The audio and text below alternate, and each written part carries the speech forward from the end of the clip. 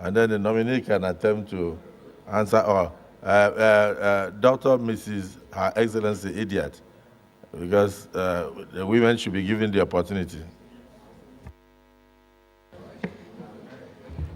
President of Senate, distinguished colleagues, my name is Idiat Oluroti Adebule. I represent the good people of Lagos West. Some of the risks associated with the national cash transfer include corruption, misuse of the funds, not taking cognizance of the inflation effects, and of course, diversion of the funds. These are the risks that are associated with the conditional cash transfers as expressed by Nigerians. But I want to believe, having gone through your CV, that you have what it takes to protect Nigerians and the households that this money are meant for. Kindly share with us, what are those things, what are those strategies, what are those strategies that you think will better protect the households that this money are meant for. And lastly, I want to congratulate you for representing our agenda very well. Thank you and well done. Mrs. Alima Shehu, well done. Thank you, Your Excellency, and distinguished members for your question. On the first question, on why the poverty level in Nigeria has not reduced, despite the fact that a lot of funds have been invested in the social investment programs. I agree with you, distinguished,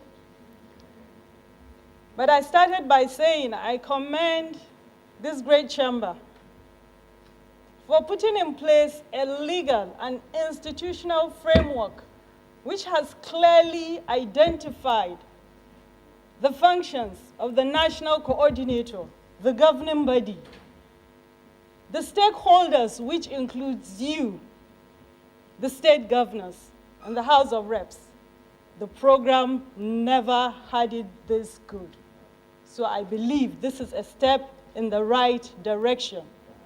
This will make implementations of policies and projects under the agency easy.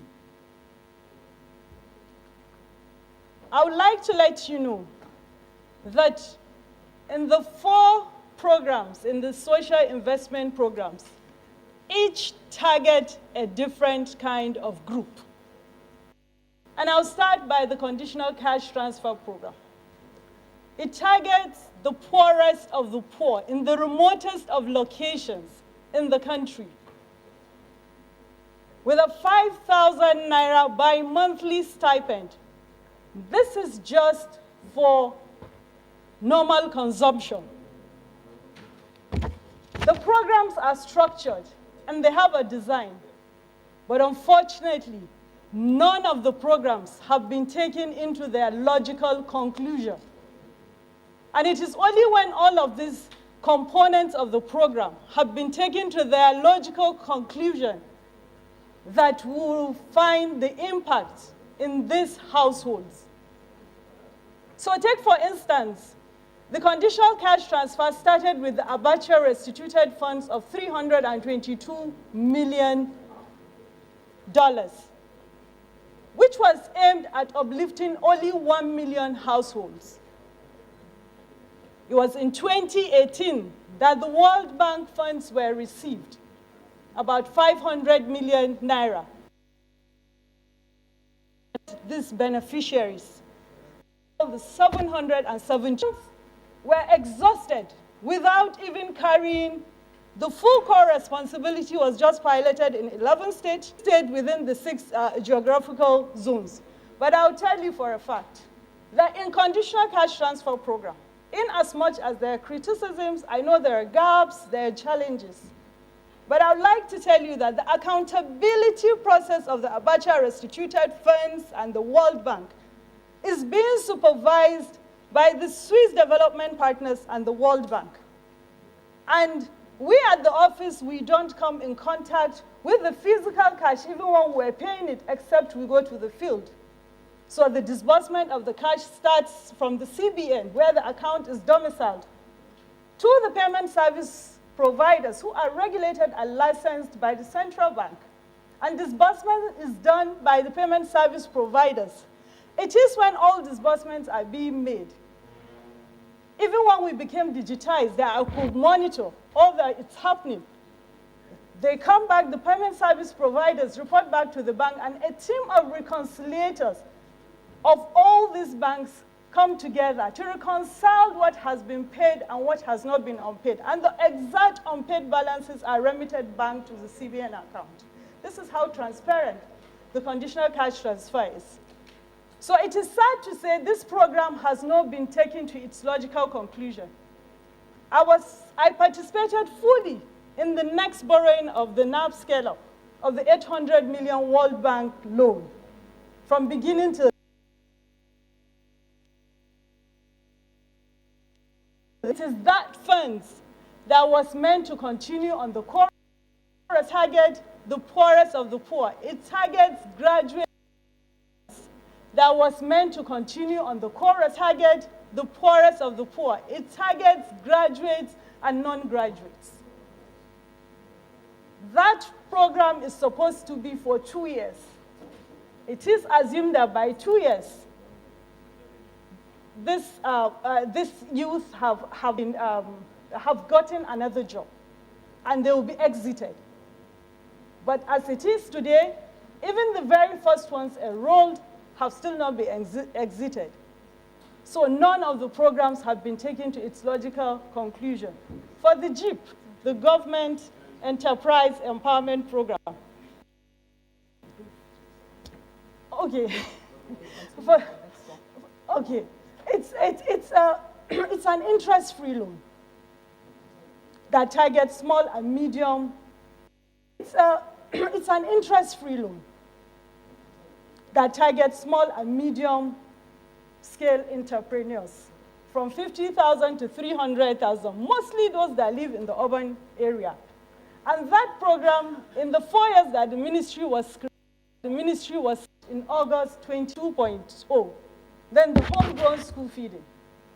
The homegrown school feeding targets pupils of public school from primary 1 to primary 3, who are chamber. Thank you.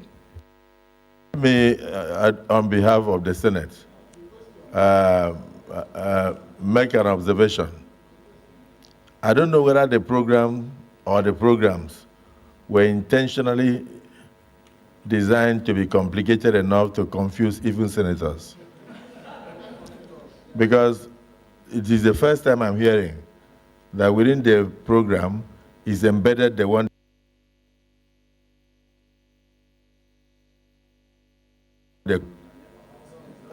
she just mentioned now that there is one they call livelihood. Livelihood means that you get 5,000, 5,000, 5,000.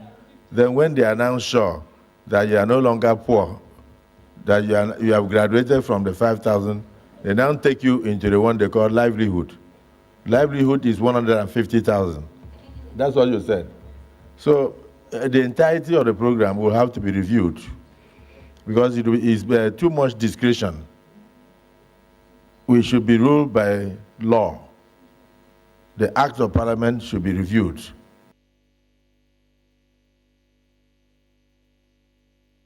If we leave too much discretion, even we who are educated and who are in Abuja, we are not aware of the one they call livelihood. We are not even aware that there is one, another one you mentioned, that you can get 300,000. 300,000. There was even a time that nobody knew that there could be a digitalized register. But we were told that it was not good to publish the names of poor people. Otherwise, we'll be stigmatizing them. and then I'm telling them that they are poor. Am I right? But so the more you reveal now, the more I get scared. So I would like you to, amongst the things you do, tell us what you will do, what your suggestions will be to enable us make the program more transparent. So that if somebody does not have a bank account in a village, how would the person even know that after collecting the 5,000, that there's another 150,000 coming, when even senators are not aware? How would a person know that there's another one they call 300,000, 350,000 for, what do you call it? Is it a, huh? One off. How would a person know there is one off?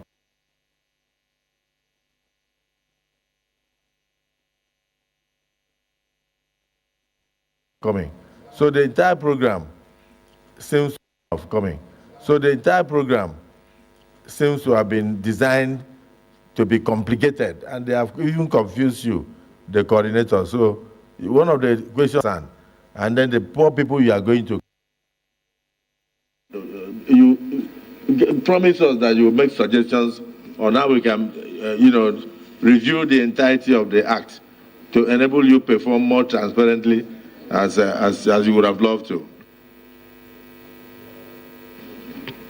Thank you, Your Excellency. And I would like to emphasize to this distinguished chamber that I wasn't directly in charge of all the programs, but at least I know what has been happening there. So what I will do differently, like I said, this distinguished chamber has made the work easy because the work is between the agency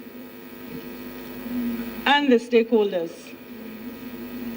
We're going to be as transparent as possible in carrying out these programs, since we now have a legal framework that we're guided by. We're going to adhere to it strictly. And then all the programs that are going to be under my supervision and coordination will make sure that there is seamless integration and there is free and fair selection across the country for the poorest and the poor, the disabled, and even the senior citizens who fit in this category. Thank you. Distinguished colleagues, I believe strongly that even she wasn't in charge of the program, but she worked there. But from what she's saying, it simply means that this Senate must look at, we must go backwards to look at what happened during this, the period she's mentioning, maybe 2001, 2021 or thereabout, because I'm here, the next one is this 300,000 one-off. How did they choose the families that benefited from 300,000 one-off? How did they choose the families that had now qualified for livelihood of 150,000? And these monies were being spent in billions. So we can't saddle you with questions you cannot answer, because you were not the ones who made those choices. But we will, in the course of our oversight functions and in the course of our slight investigative duties about looking into the billions that were spent before your time, I think we will answer those questions for the benefit of Nigerians, because Nigerians would like to know how those decisions were made and what qualifies some houses to receive 300,000 and what qualified others to have livelihood of 150, and even what made it possible for 16 local governments per state, up to 10 states, to be excluded from the program when they are also Nigerians. Thank you for your contributions. You may take a bow.